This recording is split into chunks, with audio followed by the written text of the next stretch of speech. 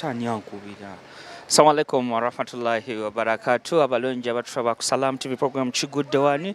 Olunaku olwaleero tuli wano ku Entebbe International Airport nga tukulisayo bannaffe abatawakkalu era nga mu banywa abazze mwe muli omwami Dr. Hamza Sebunya asobodde okuba nga y'omu ku babeera nga batuuse wano era agenda tubuuzaako tumubuuzeeko atubuulire olugendo.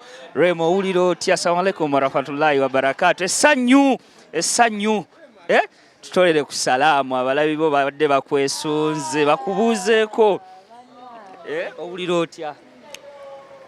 Essanyu linzita bannange mba n'essanyu simanyi kwogera nnyo. Tomanyi kwogera essanyu liraga kati sooka okubemu akafaananyi nga naawe bakwaniriza ng'ovuddeyo bannange inshallah naye yes bwe tutyo era nga woolaba wano dokita yasazeewo atambule ne tawakkalu era agenda abaabuuza ku balabi basalamu. Assalamu alaikum wa rahmatullahi wa barakatuh. Alaikum salaam wa rahmatullahi. Dokita owulira otya?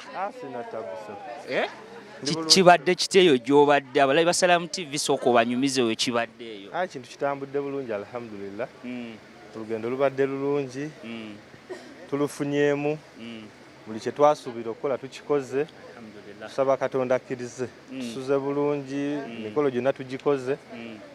Tetulwaliddeeyo era tukomyewo tuli bulungi ate ekyessanyu nti n'abantu baffe tubasanze bonna bali bulungi. Bannayuganda abali eyo babuulire waaki gwe wasalawo ogende ne tawakkala? Okusookera ddala tawakkala tulina oluganda lwe tulina ng'abantu n'abagikulembera.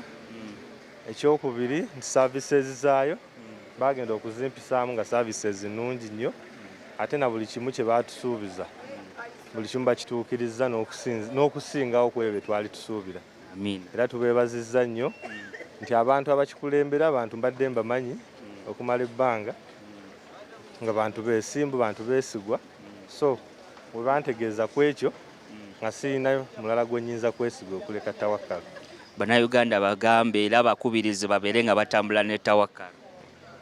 Bannayuganda makubiriza nti ekisookera ddala baweeyo akadde bafisse akadde mu ekyo Katonda kyaba bawadde bagende bakole umra bagende bakole hijja balambule ku bifo ebyo ebitukuvu.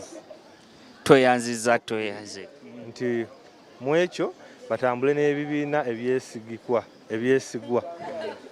nga mu ekyo nze nja kurekomendinga tawakkala kuba ngikozesezzaako it is time tested era sikirinaamu buzibu. Beebazizza nnyo bonna tutambudde bulungi baseeka batukutte bulungi batusomesezza buli kimu kye tubadde tulina okufuna tukifunyeemu. Tweyanzege bwe tutyo bwe tubadde ali ku Salam TV Kigudde Wani. MTN everywhere you go nga MTN wegamba nti everywhere you go egezaako okulaba nti enyumirwa bannaaye ajja towulira otya essanyu? Essanyu linzita. Bigenze bitya ng'olaba omuntu atambudde ne kampani esinga ate n'akomawo nga bwe yagenda bw'akomyewo? Essanyu jjereere. Bannayuganda abali eyo bakubirize bagambe bannaye no kampani ya tawakkalu yesinga. Bannange no kampani ya tawakkalu yesinga mwenna mugende n'eyo. Yes, bwe tuli ku Entebbe International Airport era nga tuli wano nga bannaffe abatawakkalu babeera nga batuuse. Tulinayo ne basajja baffe bano obulungi bwali bubaluma bannaffe oba ne wange bugenda kunnuma. Mukama wange kyekitambula. Owulira otya ng'omuntu wammwe azze wano? Kya muwendo kya kintu kirungi nnyo olaba tukedde ne tujja tumwanirize celebration nene nnyo gyali n'enzikiriza ye. Naawe osuubira okugendayokko tukusuubire? Siri wa ddiini eyo naye nzikiririzaamu bagikiririzaamu esebo. Omwaka gwa katani kasooka otumire abantu bo. Abantu bonna abawagizi ba B2c ndi muyimbi okuva mu B2c mikwano gyange bano era abantu bonna abawagizi ba B2c mbatumirako baagaliza omwaka omulungi. Bagamba obulungi bubaluma. Obulungi buluma buli omu era mbagala nnyo.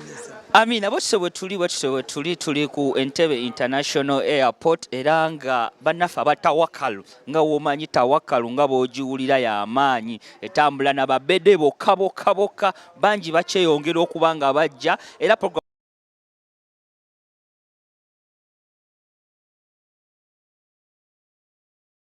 Entebbe International Airport ekyo kye bayita okubeera nga ova mu tawakkalu buli wotambula ne tawakkalu byebyo ebirungi byofuna okitegeera gwe wenna munnayuganda atulaba eyo ebibiina bingi bwe biri ne tawakkalu ye erina ekyenja